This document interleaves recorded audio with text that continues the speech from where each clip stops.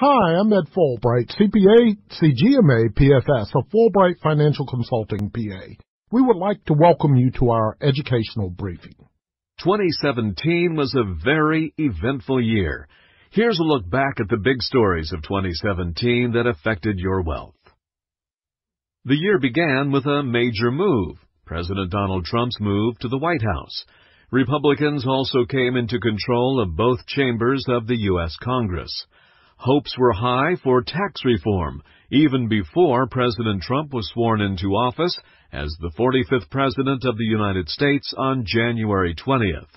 The Standard & Poor's 500 hit its first record high of 2017 on January 6th, and by the end of the month, the Dow Jones Industrial Average topped 20,000 for the first time ever. In February, Mr. Trump's economic policies were big news for stocks.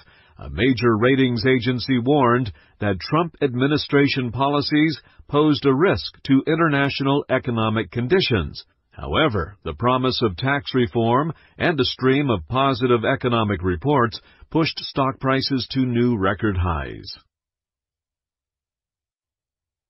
The 12-month results were in on the investment predictions made by the biggest names on Wall Street. If you followed the advice given in 2016 by a group dubbed by barons as the Billionaire Bears, your results at the end of 2017 were a disaster. In March, Janet Yellen, chair of the Federal Reserve, said the Fed's mission of promoting full employment while keeping inflation low had been accomplished. Interest rates and the economy were fully recovered from the 2008 recession. A rise in rates was expected. Later that month, Mr. Trump suffered a setback when Republicans in Congress could not agree on legislation to repeal and replace Obamacare. The first quarter of 2017 ended with stocks posting a 6.1% total return. In April, economists were busy hunting for the correct forecast for the rate of growth in the U.S. economy. Their estimates were all over the place. The actual first quarter growth rate later came in at just 0.7%. That didn't bother investors, though. They were already looking ahead to the rest of 2017 with expectations for much stronger growth. On May 4th, President Trump heralded a legislative win in the White House Rose Garden after the House of Representatives passed a bill to repeal and replace Obamacare. Later in the month, the Justice Department appointed a special counsel to investigate ties between President Trump's campaign and Russia. The political scandal did not distract investors who bid stock prices to record highs as monthly economic data kept strengthening. Real wages were soaring and job numbers were strong in June, even as financial media outlets including CNBC, Barron's, and The Wall Street Journal perpetuated myths that job numbers were weak and real wages were stagnant. Chuck Todd, NBC chief political reporter, even told a national audience on Meet the Press that jobs were disappearing in a misleading 2-minute segment packed with inaccuracies. Also in June, the Fed made history by beginning a new phase in its monetary policy, slowly unwinding Treasury bond purchases the government had made to stimulate business activity after the Great Recession.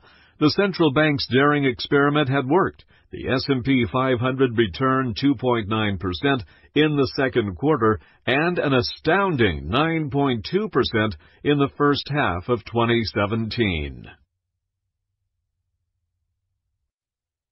In July, we tallied the performance of sector picks by Wall Street's giants, and it was an almost comical reckoning. The returns on sector picks of Wall Street's top strategists showed no correlation to reality.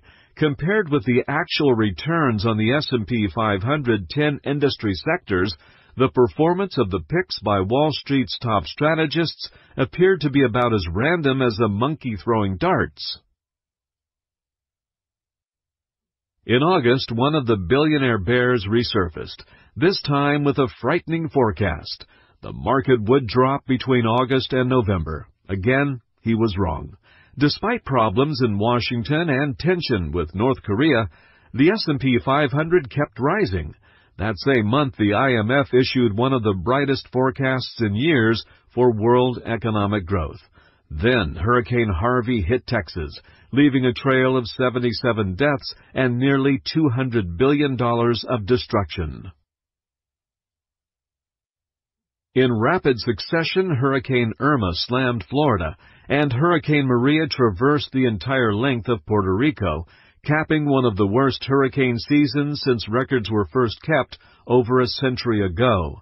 The financial press continued to be distracted from the biggest economic story of the year.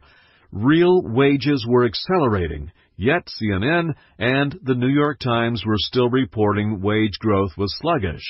The Trump administration and Republican congressional leadership agreed on a 2018 budget and a framework for a $1.5 to $2 trillion tax cut. Despite the terrible hurricanes in the Atlantic, the nuclear threat from North Korea, and the political storm swirling in Washington, the S&P 500 continued its string of record-breaking highs. In October, the Brookings Institution released a study showing that real wage growth was soaring compared with the 10-year expansion spanning the 1990s and the last expansion from 2000 to 2006. Real wages were soaring and the pace was accelerating as the third quarter closed.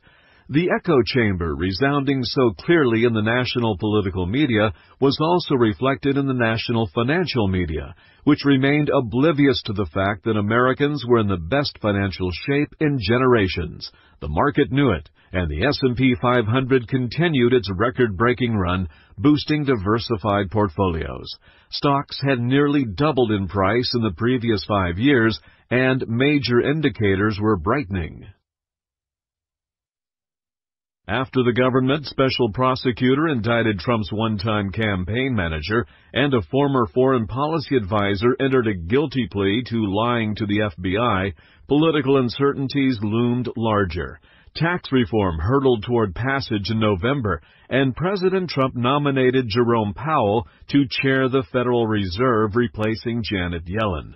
Despite dramatic headlines and the pace of major breaking stories flashing across TV news channels, leading economic indicators were signaling that a strong holiday season was ahead, and the likelihood of a broad economic surge boosted stocks again. As December began, the president's former head of the National Security Agency, Michael Flynn, pled guilty to lying to the FBI about his contacts with Russia, and a dark cloud hung over the White House. Meanwhile, the new tax law was actually happening, and an earnings bump of 8% was expected.